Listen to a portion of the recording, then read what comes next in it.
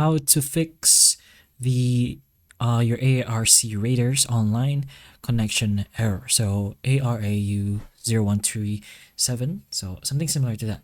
So here's one thing you can do. Go ahead to your store on your Xbox and search for Insider. You can just type that in, or as long as you find this, which is your Xbox Insider Hub. Choose that and choose to select all of it.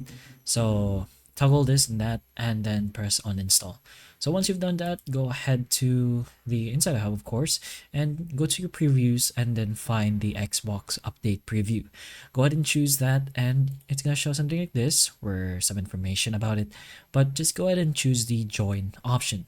Once you press on join, eventually you will be able to see something like this.